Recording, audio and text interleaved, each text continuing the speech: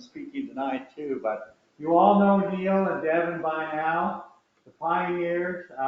We'll show a little video that was on King 5 a few months ago. We'll show that tonight before we start our after dinner presentation.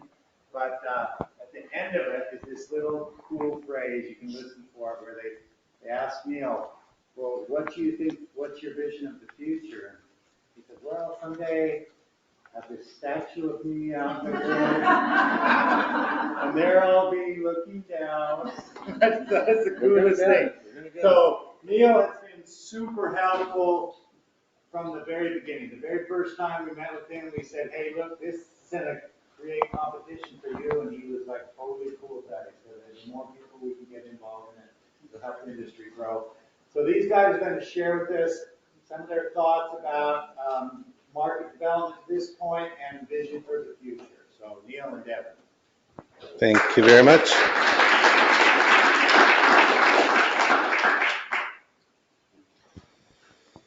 Well, market development and vision for the future. I think as far as market development, maybe I'll just give a quick little background on how our market actually did develop and some of our thoughts around that. We also, besides doing the maple syrup, we have a lot of livestock production that we do. One of the unique niches that I got into originally, that Neil had also gotten some rabbits early on, but we started producing a very large production of rabbits and started curating a very unique niche with very high-end restaurants, French restaurants and Italian restaurants, and kind of growing from there through the Seattle market, which is a very unique foodie market.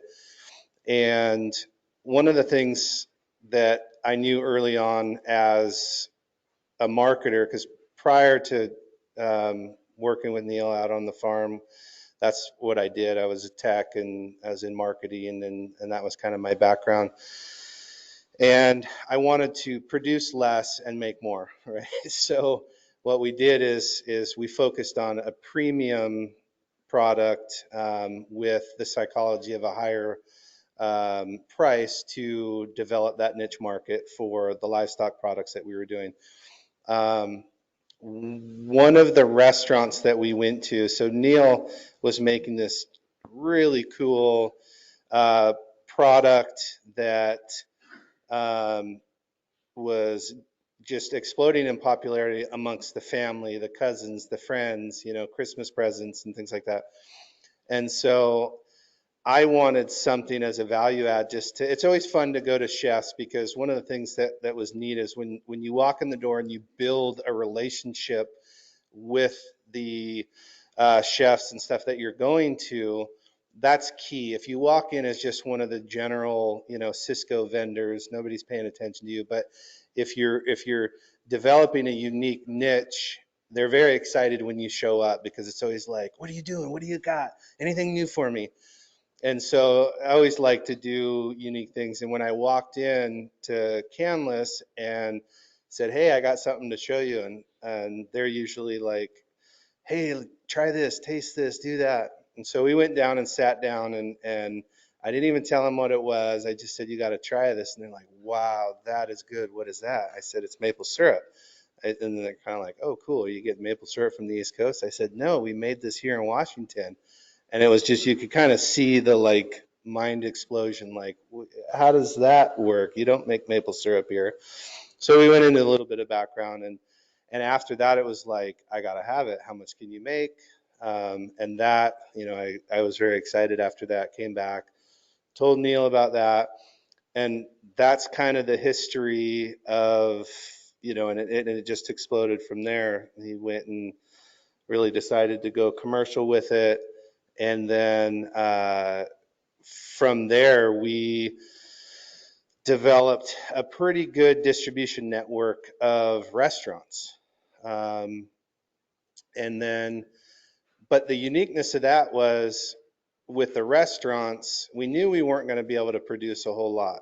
especially out of the gate. There's the uniqueness of the forests here are fairly spread out through, various forestry practices. The maple is, not a real prized tree at the moment.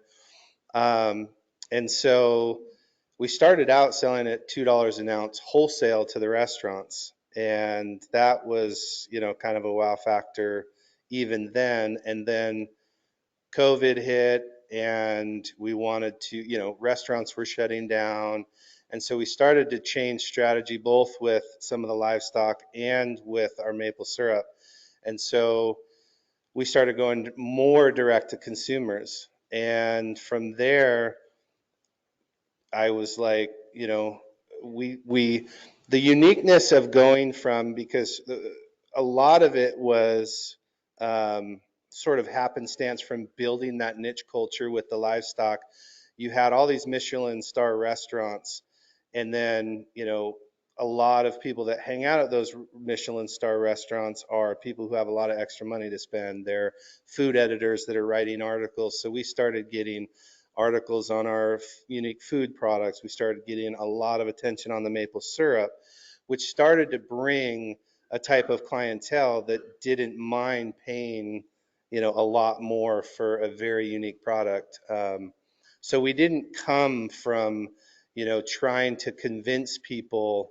We had a very unique entry into the market of, the food editors and the chefs doing the marketing for us, which was really great place to start out at. So when we went, and by this point, we weren't doing a lot of sales online yet, but we were getting tons of emails. How can I buy this? I was at this restaurant. I'd really like to buy more of this. And so our email database was just kind of exploding. And so we got a website set up, we got all the e-commerce set up, and I said, you know what? I think we get $3.50 to $4 a gallon or an ounce for this, which was in the $450 to $500 range per gallon. And we didn't get a single squawk from anybody. And the one of the funniest things happened when we first got the website going, and we had a pretty big email list, and we had 800 bottles to sell, 5-ounce, 12-ounce, and I'd gotten everything ready. I felt like it was ready to go. I'm like, okay, all the pictures look good, everything's functioning, the shipping's set up right. And I got a little email newsletter, set up and created. I hit it and I went out to go start working. Within literally like 5 minutes, my phone, because I get a notification whenever you get a sale, and it dinged, and I was like, wow, that was fast. Okay, cool. And then it started dinging again, and then it ding, ding, ding, ding, ding. In almost under an hour, we sold every single bottle we had put on the website.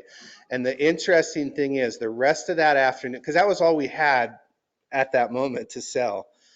And so we had sold out in about an hour.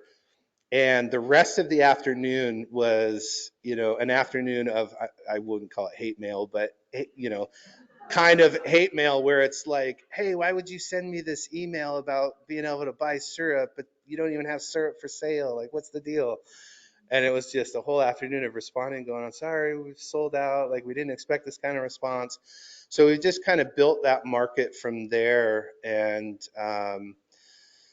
that is, so that was kind of the process that we evolved through to kind of create that niche market. And I think if Neil and I would have kind of gone around to farmers markets and done kind of that traditional, approach to a market, we would have had to spend our time convincing these customers that the value of this is worth the money to spend in this product. Going from the other direction, we didn't have to do any convincing. It's always like, hey, when are you going to have more syrup? And so now, where we're at today is, hundreds and hundreds of waiting lists for wholesale and people who want to sell at retail in their shops, and restaurants that want to buy. But we don't have the volume, and so that's where Neil and I have been talking about, where we're going to expand and be able to capture more of that market. So the market is much larger than just, and this is just the Seattle, Northern Portland, Mid Oregon marketplace. But we do get sales all over the country.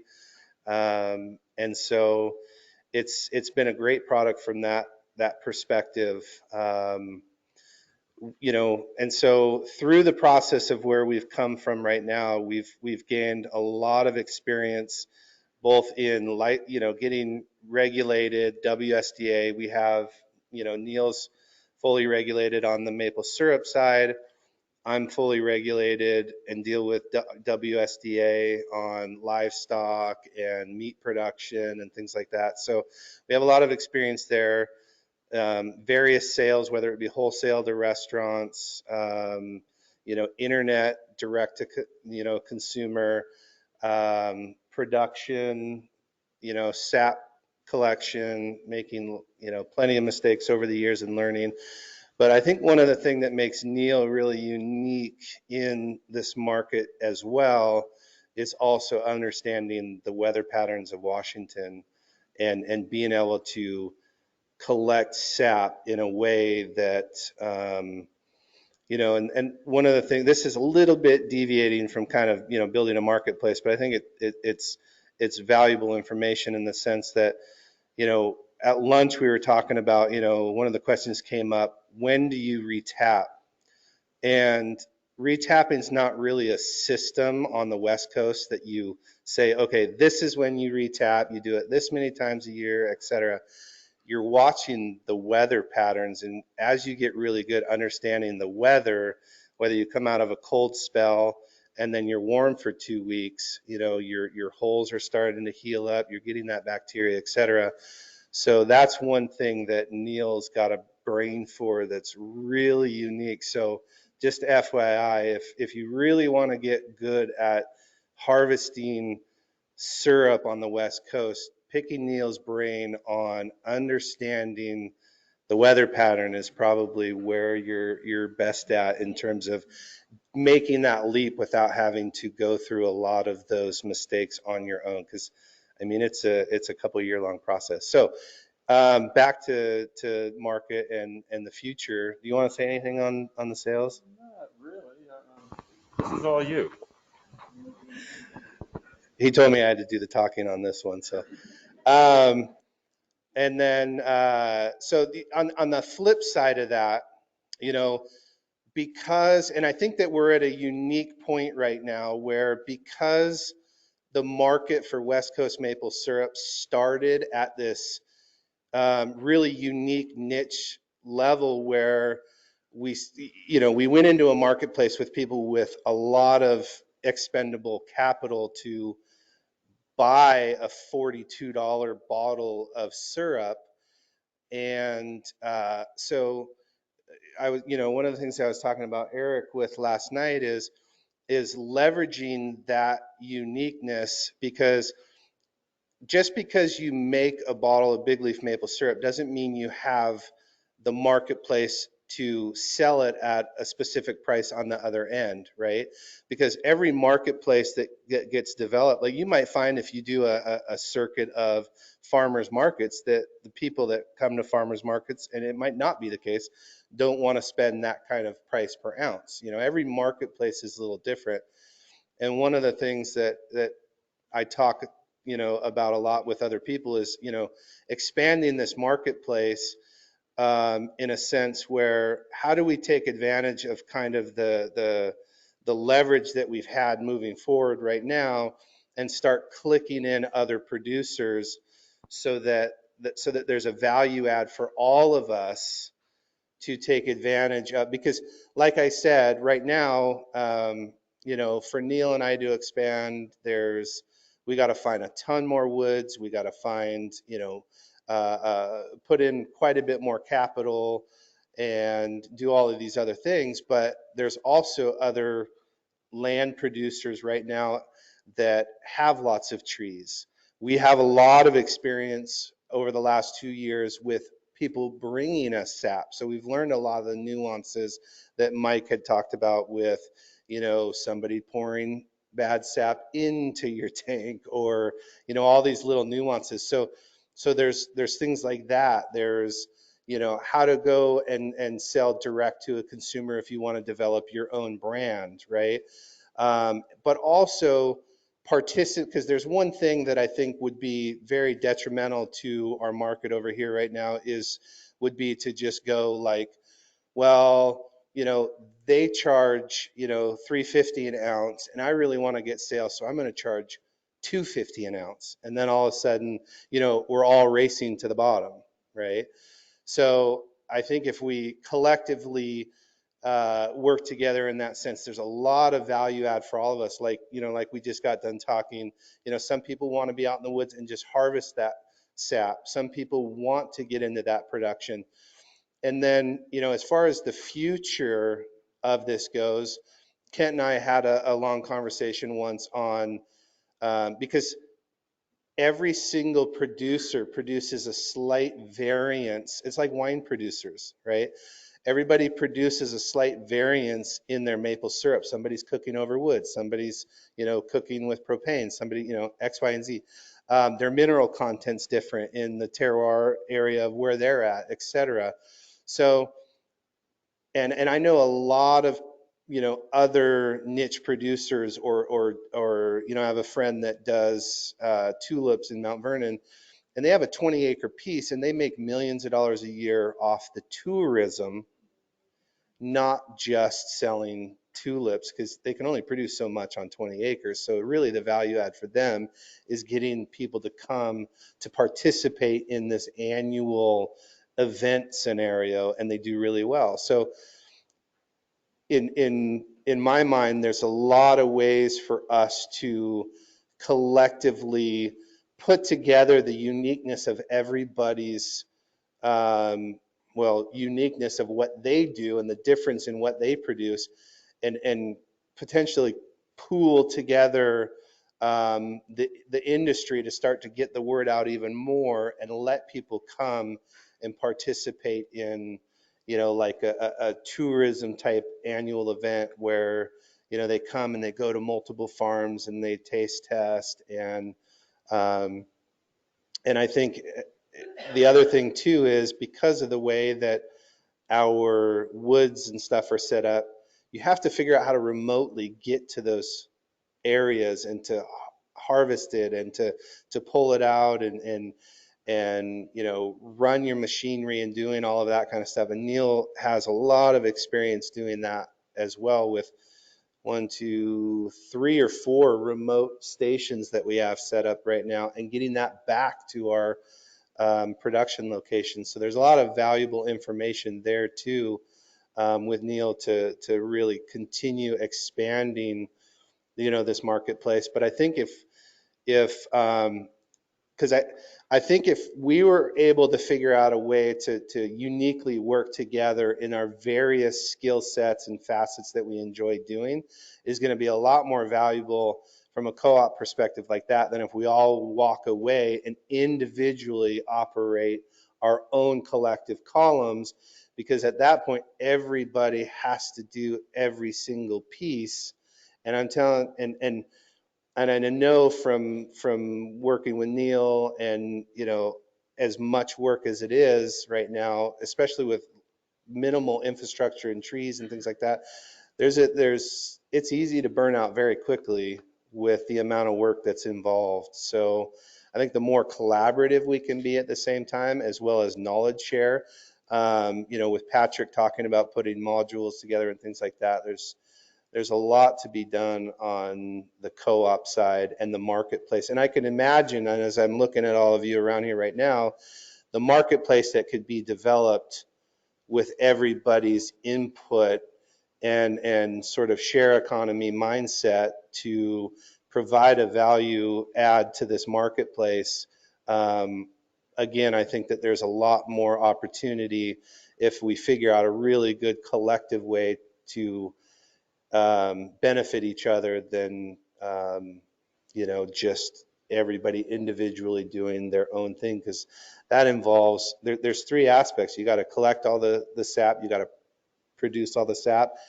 And honestly, I use the analogy with the farming that I'm in. I know a lot of really quality organic farmers and kind of that whole movement. And the number one thing that I hear is, I'm really good at doing all this production, but I wish I could find and figure out how to sell to more people. I wish I could, I want to get out of this, kind of CSA and farmers market model, and really kind of, I don't know how to build a website. I don't know how to find more customers. So there's a lot of knowledge sharing that's possible with those categories as well, without every single person having to go figure out every one of those layers on their own. So I think from walking away here,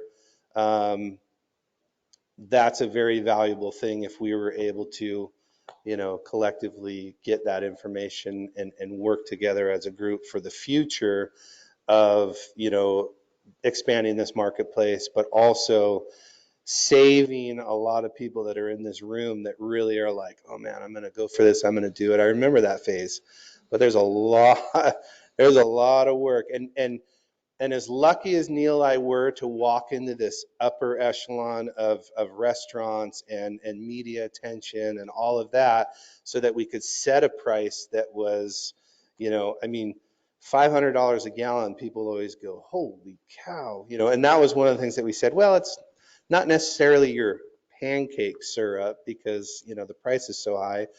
And originally we were only selling to restaurants that were using it in sauces and dishes. And, one restaurant, the value of maple syrup right now, we had, and I'll just give you an example, we had 40, 30, probably like 30, 40 gallons that we've had that was robust, very robust syrup. And it would be, what Mike had called the commercial grade, right? A lot of it was kind of moving into that molasses sour end, and just wasn't something that I would ship to somebody that ordered off our website. We had talked to the restaurants, because we've kind of moved away from a lot of the restaurants, just because we sell out so fast on the website. As soon as we have it available, it's gone. And I said, well, okay, here's what I have.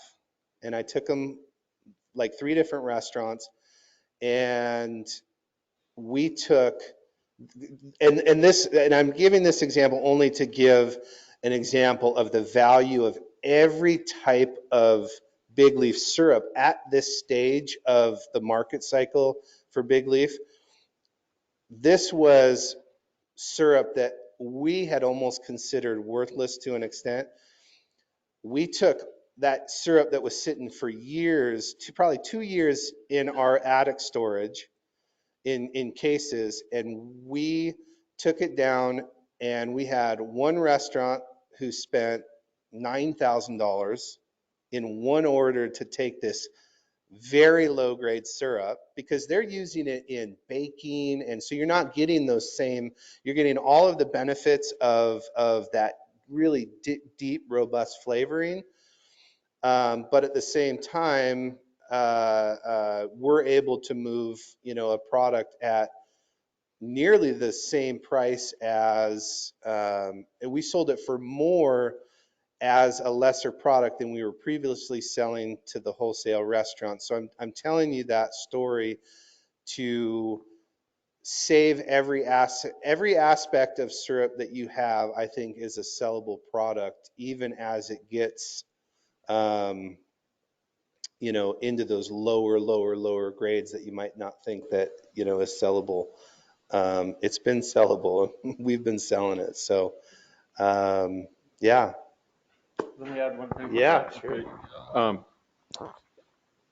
This year at the end of the season, I quit cooking, but I still had a few thousand gallons of sap left. Rather than dump it, which I'd normally do, I poured it off into 55-gallon drums, and now I have it in my car shop I think I have 300 gallons, and I'm turning it into vinegar. I strengthened it. It probably came off at about 1.6% sugar, and I added syrup to it, and I brought that bricks up. I think I had it about 8% sugar, and now I'm letting it sit. First, it started fermenting. You could see it bubbling. It started to taste like kombucha. And now I've got vinegar. I'm going to let it sit for probably 6 months, and then I will run it through my evaporator, bring it up to 220 degrees, run it through a filter system, and then I'll bottle it for myself. I'm talking with the WSDA about what I have to do to be able to sell vinegar. But I think, I'm sure, okay, on the East Coast, they sell maple vinegar for 50 cents to $2.50 per ounce. I think I will get, for what I would have dumped, I'll probably end up getting $1 an ounce for. So, and this was sap that, it was, it was really late season sap, so it's cloudy. It would make good syrup if you could get enough of it, but I was only getting a couple hundred gallons a day, which was not worth the effort to be refrigerating. I need at least 2,000 gallons to cook with. But I could see that at the end of the season having, putting up 5,000-6,000 gallons of vinegar every year. I think that's the future, where I take each piece of this and turn it into something. I'd like to be able to take the water that I pour off. I've got pure water that I run into. Right now I run it into a 2,500 gallon milk tank. I use it for cleaning, washing my floors off, washing my evaporator out. But I'm sure at some point I'll find a market, most likely with a brewery. They'd probably really like that water, because the catch would be they're making their beer out of tree water rather than city water that's been chlorinated, that they've had to run through a lot of filtering to get the chlorine out. Yes, ma'am.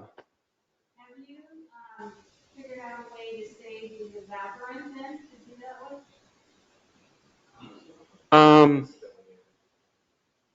What's that? Like a distilling unit. Okay, no, I haven't. It seems like there's a lot of it that just goes up in smoke. Steam?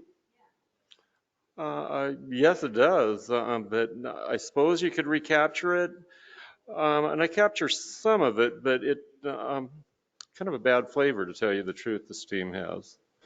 This is what I've noticed, because as it's going up my chimney, I guess you'd call it, the stack, a lot of it will condense, come back down into the gutters, and I flow it off into a 5-gallon bucket. It has the color of a really light syrup, so I thought, what's the bricks? The bricks is 0. It didn't taste very good. I will let it go up in steam. Yes? When you sell to a restaurant, I know they vary, but like, what kind of quantity are you looking for? Gallons? They really like we get a 64-ounce jug that they tend to like, and that's, they like the larger sizes just because, they're using so much. Plus, I have sent, 12-ounce glass just because that's all we had at the time, but it's more expense for us, and it's, more, material they have to deal with at the end. So they prefer, the gallon jugs were awkward for them because there's a lot more weight, but those 64-ounce, slender jugs were probably the preference amongst all the restaurants when I'd ask them. Can you talk about, so as enthusiasts, hobbyists, what it would take to get, you said 2,600 taps is what you started with last year. How many employees, what kind of capital investment, how many years did you take to get up to that? You said you had staffing problems this past year. How does that affect your future plans? Labor's always a problem. I worked way too much, I know that.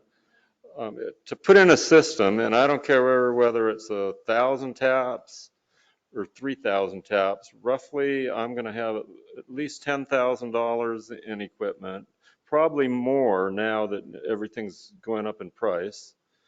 But I would have to figure with labor, and we've gotten good at what we're doing. The first time I stretched out 1-inch main lines, it took forever. Now I can stretch out 1,000 feet of main line, and it takes us maybe a half hour or something, where before it would take us all day. But I would guess that I would be putting into that, a main line with a vacuum, an extractor, and now I'm pumping into a tank. I probably have $20,000 into that. That's probably a pretty good guess, 20, 25,000. Doing this, every year I've always made all my money back, whatever I've put in, and I think when I started, I put about 40,000 in. I made that back the first year and more, and every year I make all my money back, and I make a profit at it. And this is a part-time thing. I'm working about 4 months at it, work really hard. I think, this is my opinion, okay?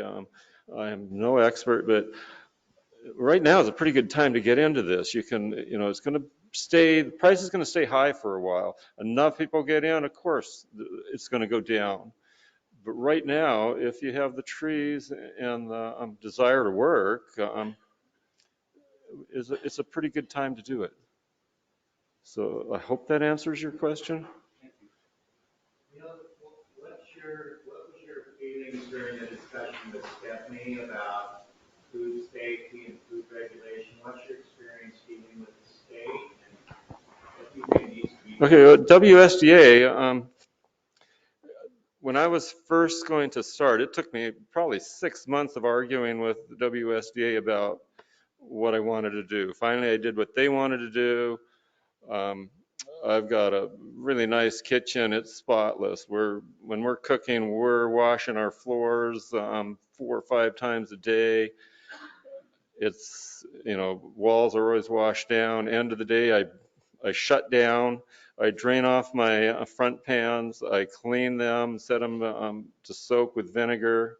That's all I use for cleaning. And the next morning, we get there about 5:30.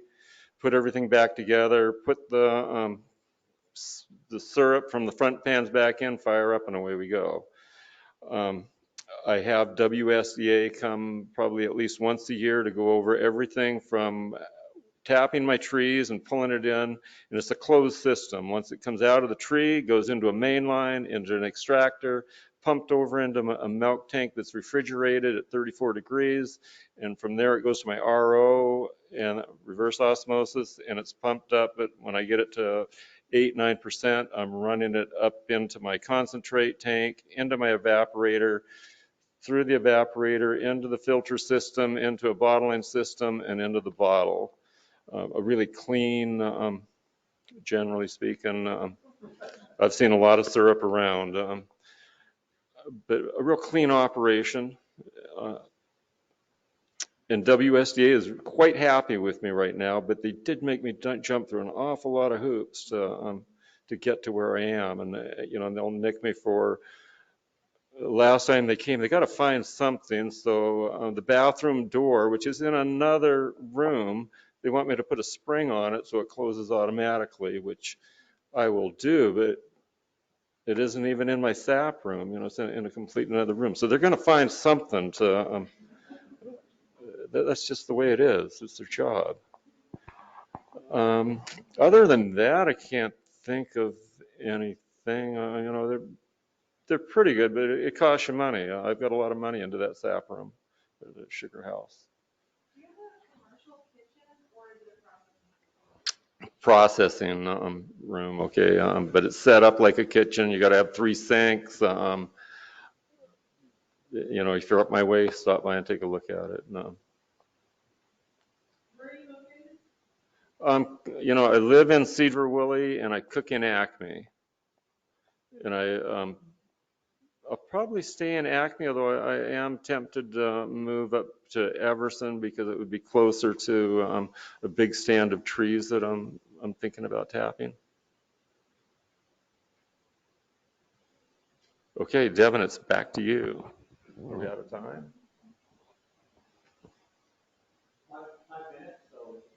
Okay. What are you finding that consumers are most interested in terms of your product specifically? Is it the fact that it's novel and you know, local to the West Coast? Flavor? What have you heard? Yes. So our dark is probably our most popular by probably 2 to 1, you know, amber versus our, what we call our dark. I was going to read a bunch of testimonials of East Coasters that buy our syrup, but I didn't want to offend Mike too much while we were here. So. But you know, we get a lot of feedback, which is really neat to see.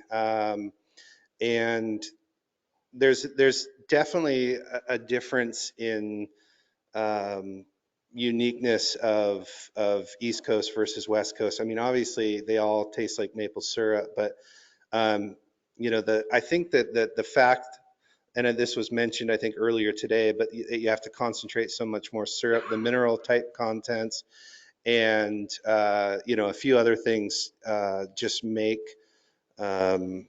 you know, the fact that it tends to be less sweet. But it just, there's a lot of really unique, robust flavors that are in maple syrup. And we've had quite a few restaurants that switch from, you know, East Coast syrup to West Coast. One, because, you know, to serve from the Canadian border down through, you know, mid Oregon is a very foodie oriented area where, you know, everyone's kind of jockeying to be like, this was grown in our flower beds in right underneath your table. It's hyper local, you know. So there's that aspect which plays into it. So there was a uniqueness that it kind of came from their backyard, so to speak. There's that, but also, you know, kind of the depth and flavor profile, which I think you're running for us. So there's a lot of that feedback, and we get a lot of that feedback from people who grew up, you know, sugaring on the East Coast and stuff, that just wanted to try it and didn't think they were going to like it, and they, you know, would send in emails going, wow, this is really unique and really flavorful. I like it. Some say it's not quite as good as the syrup we make here in Vermont, but it's really good. And others that say, I wouldn't say this to my family, but, you know, so you get a varying range, you know, and it's fun to read the feedback. So.